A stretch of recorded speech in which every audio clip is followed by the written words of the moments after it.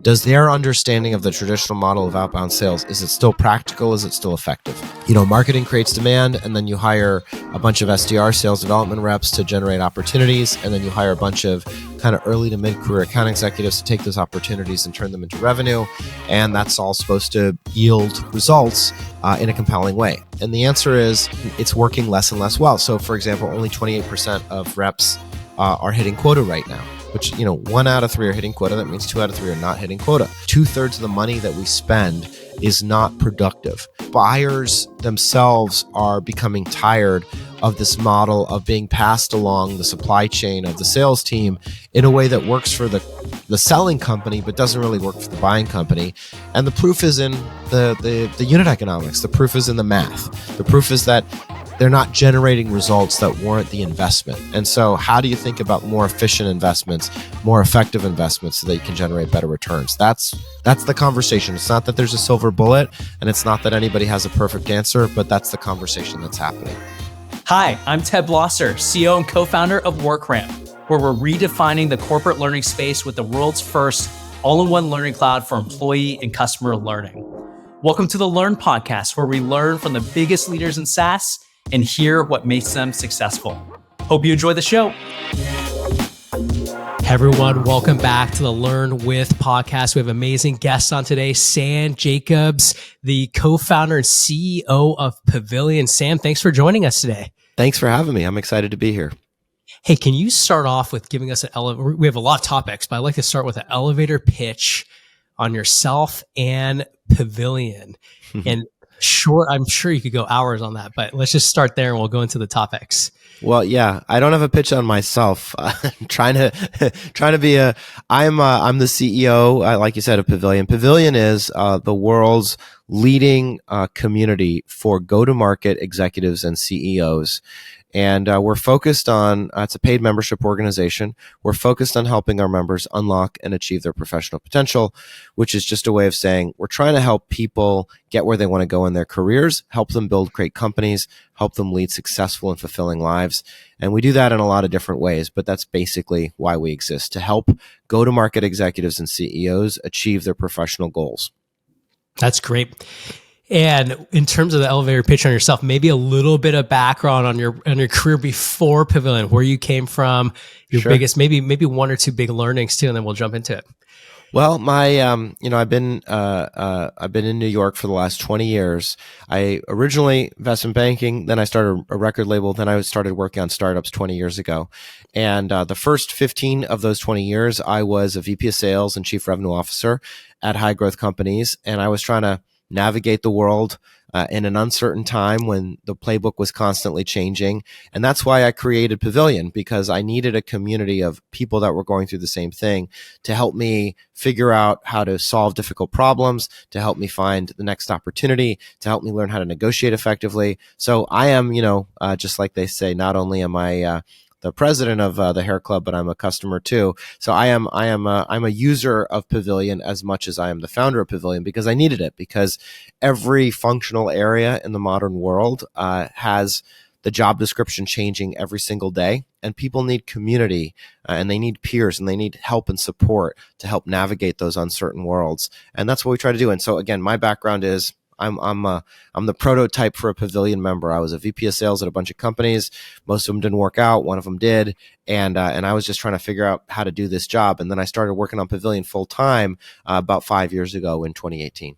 Cool. We'll deep dive into how you built the community, your learnings from building the community. But where I'd love to start first is more understanding you a little bit more in terms of your personal philosophy. And then we'll jump into the Pavilion years. You actually published, was it your first book? Was this your first? Okay. Yeah, your first book. My very first book. And your best-selling. Perhaps my last. We'll tell us what you thought about writing a book too. Yeah, exactly. But you wrote a book called Kind Folks Finish First. And it's actually done really well on the charts. And I want to hear a little bit more about your thesis around writing this book. And give us a little background on it, what the experience was like and the key takeaways you wanted people to take from it.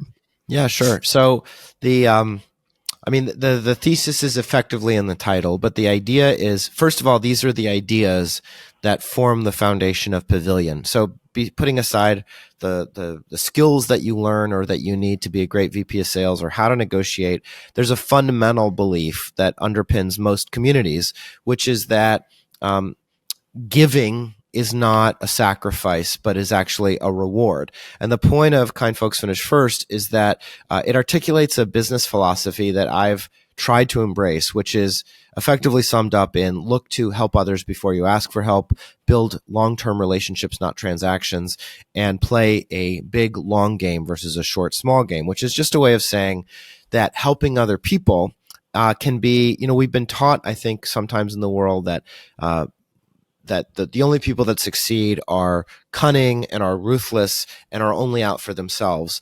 And what I try to do in the book is say, hey, there's a different path. We live in a world of sort of dynamic regulated capitalism, at least in the United States and most of Western Europe. And within that framework, there's an opportunity to succeed professionally by helping other people. And that's what I try to do. That's, again, those are the ideas that form the underpinning of Pavilion. And, when I was writing the book, the publishers came back and they said, you sure you want to call it Kind Folks Finish First? You sure you don't want to call it the kindness principle or something like that? Because it's not really about winning or losing. It's just about the virtues of being kind. And I said, no, that's incorrect. That is not true. The point of the book is that these are strategies that you can employ to be professionally successful, to achieve your professional goals. And that's what the book's about. That's, again, what we're trying to teach people within Pavilion. Go forth and help other people and offer assistance. And yes, it makes you feel better and it's a better way to live, but it can also be a formula for professional success. That's why it specifically says finish first, because it is the mechanism I have used to build Pavilion, which has achieved, some modicum of success over the last couple of years. I've been approached to also write books too. I'm like, I don't know if I have anything to say. What was your, for people who are looking at writing books, it's a great, again, top of funnel tactic. It's great to get your thoughts on paper. Sometimes people do it for their legacy. Was it for you all about amping up the kind of impact on the community of Pavilion, or was there kind of another motivation behind it when you decide to? Because it's a hard journey. You have to tell me how many hours you put into it. I always hear people underestimate it, but yeah, give me some background on deciding to do it and why.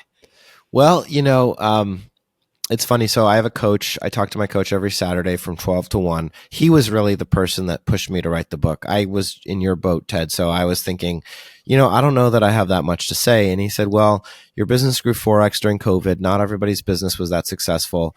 Now, again, hindsight, right? Like maybe part of that success was the result of interest rates more than, necessarily my special branded genius.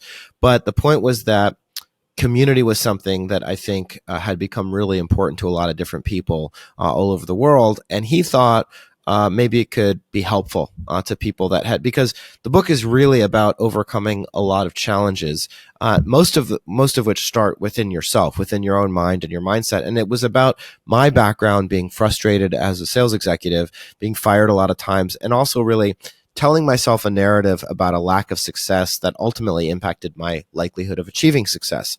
And so he thought, hey, maybe we can share these ideas and help some people along the way. And that was the primary motivation, was that I thought, I don't know that I have anything particularly special to say, but I think the ideas, if they find their way into the world, maybe can offer a little bit of reassurance to people. Maybe there's people out there that aren't sure that, I don't know, being a good person, or at least trying to, I'm not saying I'm a great person. I'm just saying maybe there's people out there that are worried that they're being taken advantage of, that by them trying to do the right thing, they're sacrificing something professionally. And again, the point of the book is to say, hey, there's lots of different ways to succeed, and this is one way. Doesn't mean that, jerks and selfish people don't end up succeeding professionally, but this is another way that you can succeed if you want to. And so I think that was, and of course there's probably definitely a little bit of pride, a little bit of ego involved, and like, maybe I can write a book. It was, I'll tell you, the process was a lot of stops and starts. I would love to tell you, I just sat down and I wrote for 2 hours, every weekday from 10 a.m. to noon. That's not what happened. What happened was I got a coach and I started drafting, and we sort of worked backwards. And first he said, first you need a title, then you need the inside jacket, then you need the table of contents. Once you have the table of contents, you can write the book. So we started doing that. But then I would come to these weekly meetings and I wouldn't have written anything. the thing that ultimately brought the book into creation and into existence was a deadline, because I talked to Wiley, the publisher, and they said, if you want to have it ready by this conference that you're doing in November, which was last November, we need it by June 1st. And this was, of course, so that was like, all right, school. well, Like yeah, school. exactly. I better do it. So that's a great point. I remember I was doing a coaching session with my coach, and she said, hey, who do you look up to? Most people probably answer like Elon Musk or Steve Jobs. And I was like, Michael Dell, who's like play nice but win, and John Chambers, like the nicest Southern CEO ever. And but it's right. It's your main point of, hey, everyone, there's a different path for everyone. You have to choose one that resonates with you. And I love how you got yours on paper. Okay, let's shift gears a little bit into Pavilion, the community building aspect of it. You recently did this LinkedIn post on the top 10 truths of building a community, because everyone wants to build a community, not just, let's call it professional communities, but in our world, for example, we sell a product that helps around customer education. So doing a lot of SaaS community building as well. So give us your tips on community building. If you had to choose your top 2 to 3 tips, which ones resonated with you the most, or even I don't know if they've changed in the last few weeks, but resonate with you right now? Well, it's all a distillation. I think the whole point of the book, Kind Folks Finish First, not the whole point, but one of the points is the same secret to building a community, which is that there's a world of transactionalism that we see so many people embody, that maybe you and me, Ted, on a day-to-day basis, maybe at times we embody that ourselves, where you need something, and so you immediately go to somebody and ask for that thing, right? It's a transaction. And when I think about building a community, when I think about embodying the principles that I articulate in the book, it's about, how do I put my needs aside and put the other person at the center of my focus and attention?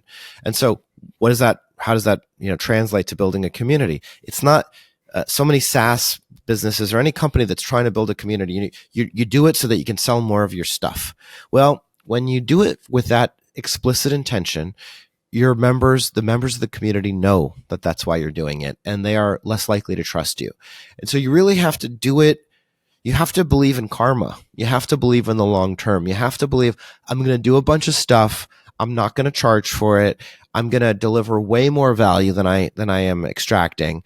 And I'm just going to trust that I'm, getting a bunch of IOUs from the Bank of the Universe on things that will pay off over the long term.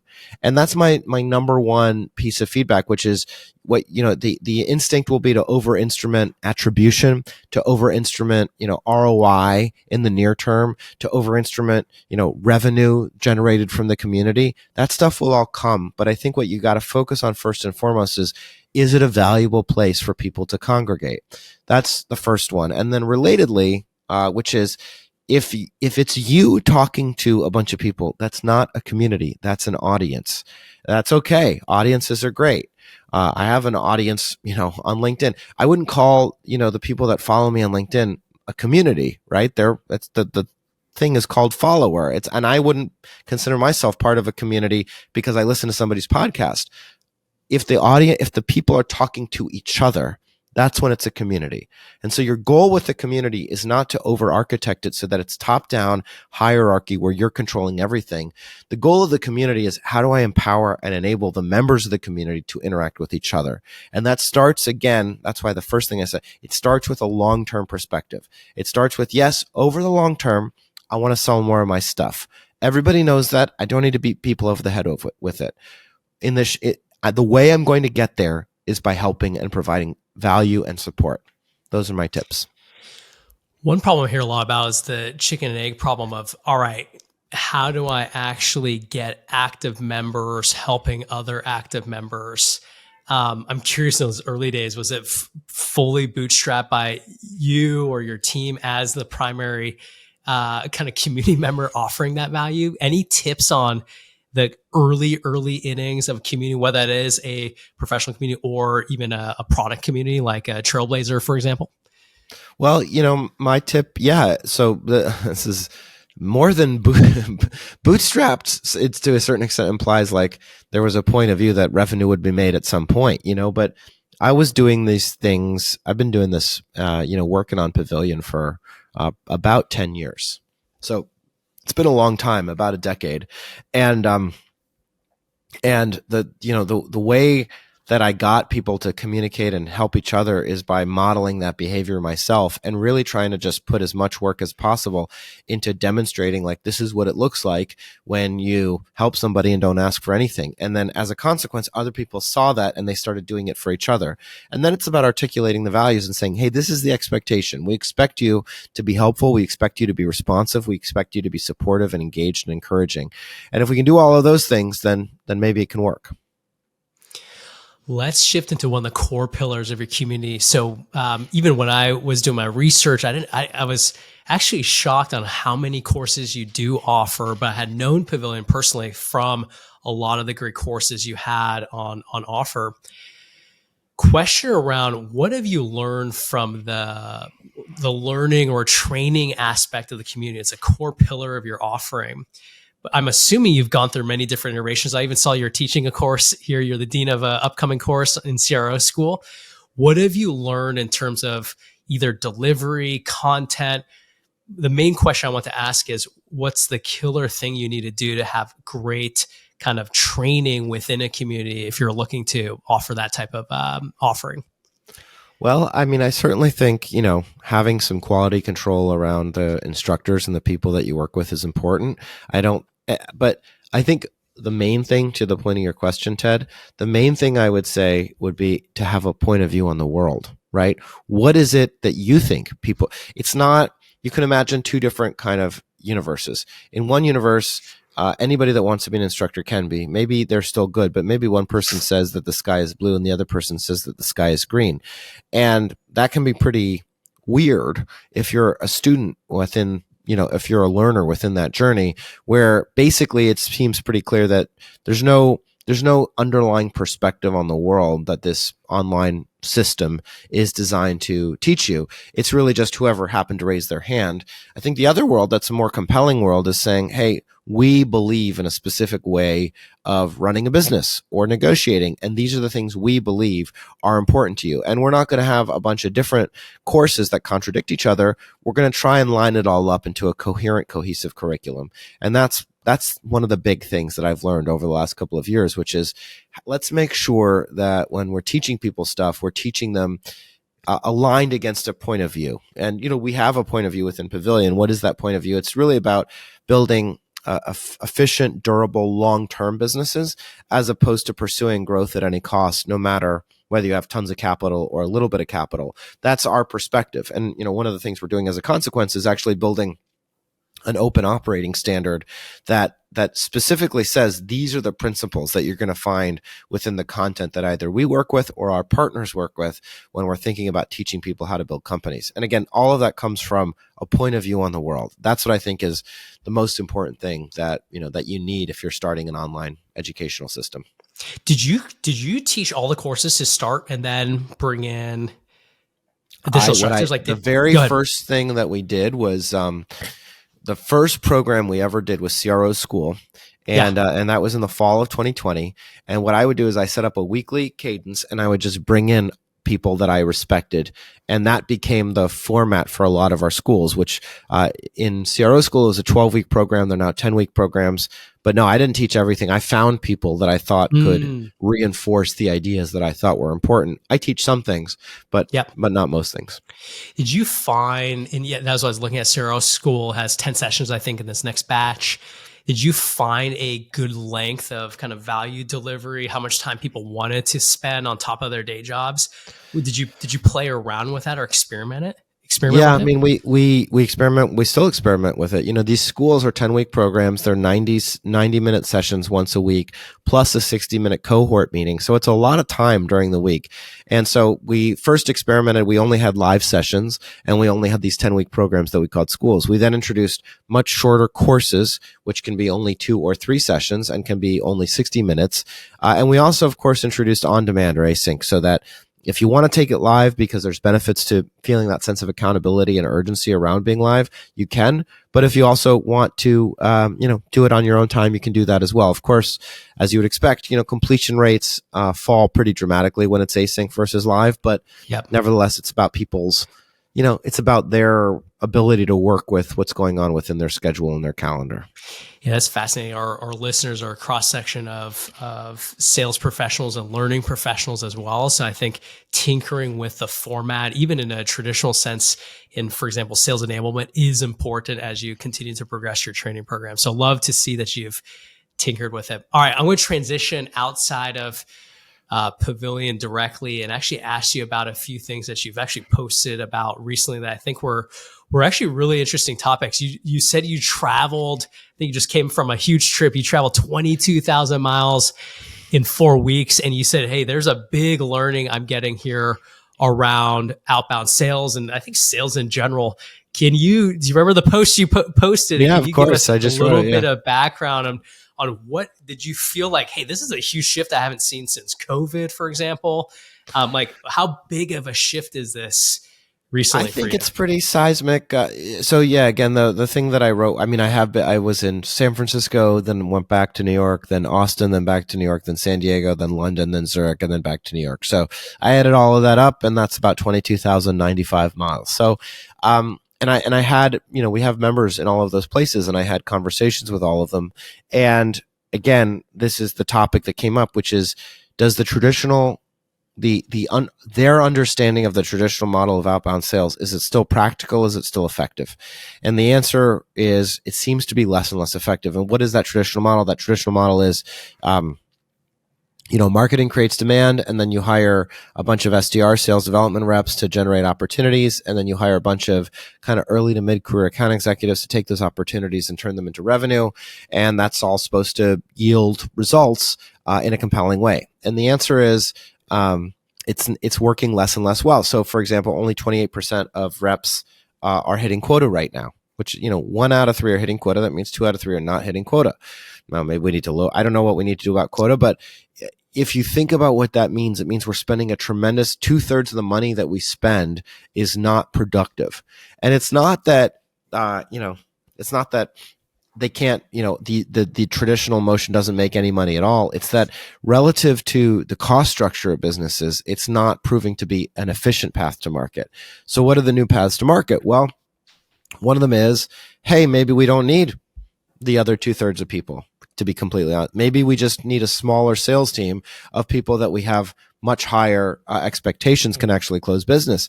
Maybe it means we need to invest in partnerships, which is what Pavilion has done. We've invested heavily in partnerships, and we have partnerships with Winning by Design and Insight Partners and True Executive Search and the Arbinger Institute.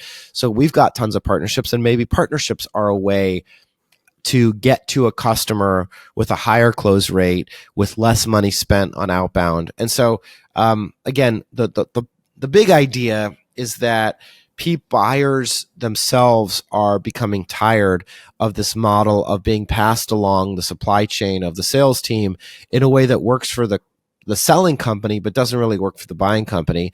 And the proof is in the unit economics. The proof is in the math. The proof is that they're not generating results that warrant the investment. And so how do you think about more efficient investments, more effective investments, so that you can generate better returns? That's the conversation. It's not that there's a silver bullet, and it's not that anybody has a perfect answer, but that's the conversation that's happening. That's what I was going to ask you. Is the natural next question when I was reading your post was, hey, where is Sam leaning, right? Like when you advise your clients and the CROs you're working with, as an example, or maybe it's different per business, right? But is there a general lean that you're seeing, which is, hey, fewer reps probably, right? Like that's probably what this market is saying. The general lean is accept a slightly lower growth rate for a more efficient, profitable business. And yes, fewer reps, with the reps that you do have being highly incentivized to and feeling like they have a good job, and you're sending all of your best leads to a smaller group of people that you have high confidence will close them. Yeah, I was talking to our CRO, Lori Jimenez, and what I was saying is, hey, in this market for everybody, you need to get more wins under your belt, right? And fewer reps and more leads to go around produces more wins. And hey, people in this industry want to keep getting a constant stream of wins, and so you got to figure out ways to do that. I will close off with one question, then we'll go into the learn rapid fire round, which is actually around your, I would say, prolific growth on LinkedIn. I know even internally here at WorkRamp, we set targets for followers, for all the efforts we're putting into LinkedIn. And you had a huge jump that you had mentioned. You went from, I believe it was about 22,000 to 62,000 followers in 12 months. And I was telling my wife, she didn't have any concept of followers. I was like, that is a hard feat to do in 12 months. It's like an Instagram influencer going from 50K to whatever, 5 million in 12 months. Wow. How, well, thanks for how saying did that, you, Ted. yeah, how did you give us the secrets? I know you put a list together, but similar to the previous question, give us your top 2 or 3 secrets you would say, or not even secrets, the things that you consistently did to get you there. So the first thing is, well, there's a couple. I guess I would say, distilling it down, it's very similar to a marketing exercise, which is where you start with is, who am I? What do I stand for? And importantly, perhaps, who am I against? And it's a messaging exercise that you go through to figure out, these are the topics I want to talk about. It's useful to have a foil. You know, if you think about like Justin Welsh, I think he's got over 400,000 followers on LinkedIn. He's against people working for big companies, right? So it's useful to have like an opposition to set something up against. And so, but you go through this message. So the first thing is figure out what you want to talk about. That's sort of like the headline, but the details of it are figure out the topics that you want to talk about, sort of who you're for, who you're against, what the themes you want to consistently hit on, and what your point of view is on the world. That's thing number 1. And then thing number 2 is, and then get to work writing, every day or as near to it as you can. So I put out stuff twice a day on weekdays and once a day on weekends. And that's 12 posts a week. Now, once you get a body, you can sort of recycle some of the old ones, and it's still fascinating to watch that happen. But I think that the secret to the growth is consistency coupled with an interesting point of view. If you have an interesting point of view, and you can just find a way to be consistent, I think you'll see growth. What's your take? It's funny. I think the last Justin Welsh post I saw, the variation of this just said, big screenshot says, quit your job or something similar to that, and start something new. Do you feel like being controversial is key to being successful on LinkedIn too? And this might even tie back to your book. Like, do you need to actually be controversial or put someone else in a bucket and you elevate it out of a bucket? What's your take on that to actually have this unique point of view? I think I'm just reading this book about the history of transistors and chips, and so it's on my mind. But there's this guy at Bell Labs doing some investing there, maybe. No, just trying to understand a little bit more about the world. But there was this guy, Claude Shannon, that invented, he would call it modern information theory. And I guess the point is, the definition of, I'm sure, if you got some science buffs out there, they'll correct me. But paraphrasing, right? Information is information because it's unexpected, right? And so I don't know that it's necessarily about being controversial, so to speak, but I think that fundamentally, if something is interesting, if it's not the same as many other things, if all you have to say is the same as many other things, it's just going to be more difficult for you to stand out. That doesn't necessarily mean that you should be, sort of clickbaity, or you should say things that you don't believe because you find them to be more engaging from an audience perspective. But I think fundamentally, you got to say, okay, the way, by definition, if I want to stand out, the way to generate engagement and to generate interest is to be different. And now, I don't think you should be different for its own sake, but I think you do have to be different, and you have to figure out what is it about what you believe that is different from the rest of the world. Again, we might consider that to be controversial, and maybe there's an element that sort of distills complex ideas down to sort of like simple polarizing us versus them analogies, which gets people worked up and engaged and excited. But fundamentally, I do think you're going to have to figure out, okay, what is it that I believe that's interesting or unique that other people don't believe? Because if otherwise, by definition, you'll just be saying the same stuff and people won't find it interesting. It's like Dr. Huberman telling us all to stare at the sun every morning. That was unique and interesting. And I started doing it. And so talk about the power of interesting insights too. Well, Sam, this has been great. I'm going to close off with the Learn Rapid Fire round. This is a round where we just give you a few questions and give us a 1 or 2 line answer back for each. First one, I'll ask you, what's top on your podcast, book, blog list right now that you recommend to the audience? It's a bit cliche, but I really do find a lot of value from the All In podcast with Chamath, David Sachs, David Freeberg, and Jason Calacanis. It's just, I don't necessarily agree with them all the time, but I learn a lot about the world listening to them and how they think about the world. So that's kind of top of mind for me. That last episode, I called my CTO, the way they explained the analogy of how AI will change search. I was like, where the client server model is actually reversing to you are now the server, everyone else is the client. Like those insights I had never thought of until 100%. And the way they explain the capital markets is just sort of like a fundamental primer on how to think about asset allocation. And I find it anyway. So yeah, we're all fake day traders now after listening. Exactly. All right. If you could learn from one person, dead or alive, who would you learn from? I guess I like Sam Grant, Ulysses Grant. I guess I'd learn from him. I find his story. I don't know if I just want to hang out with him. I want to hang out with him, and I want to hang out with Lincoln because I find them to be great human beings and inspiring people, particularly because I'm a fan of late bloomers. I consider myself a late bloomer, and they were the quintessential late bloomers. That's awesome. I think we had Lincoln on a couple episodes. Lincoln as an answer a couple episodes ago. So that's amazing. Okay, last one I'll leave you with here is one topic. Imagine you're retired, you could hang out and you can learn about one new topic. What would you go learn if you could have all the time in the world? I want to learn about, I do want to reverse aging. I'm 45 years old and I still look very young. You do look very young, and this is high def. What filter are you using there? It's the filter of life, my friend. I want to have kids still, and so I'm going to start late. So I gotta live a long time. So I want to learn as much as I can about anti-aging technology.